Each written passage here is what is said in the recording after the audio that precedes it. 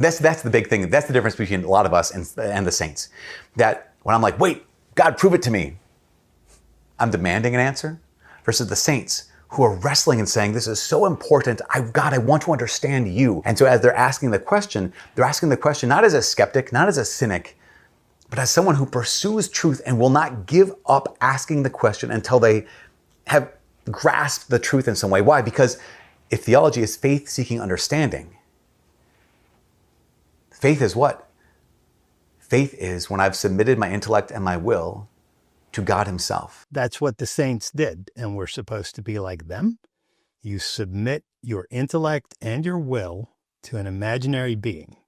This is precisely what you must never do if you want to keep your mind connected to reality and use your mind as the faculty that has the purpose that it does, which is to enable you to understand the world and your needs so that you can live and love your life.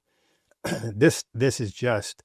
It's kind of crazy when you hear people talking about this. He's literally saying you should surrender your mind, give up your rational faculty, and accept these ideas. And he goes, of course you should ask questions. Yeah, but you should ask questions the way that the saints ask questions, which means they would ask the questions, but they would ultimately submit to whatever God wanted them to believe or do. Now, how do they even know God exists? Well, they've got to submit their mind to faith there in advance of accepting what God wants them to do. They must first accept that God exists. How are they going to do that?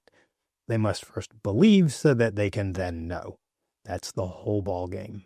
And it is epistemologically immoral. This is the science that studies how we know what's true, how our rational faculty can gain knowledge and validate knowledge. That's the science of epistemology.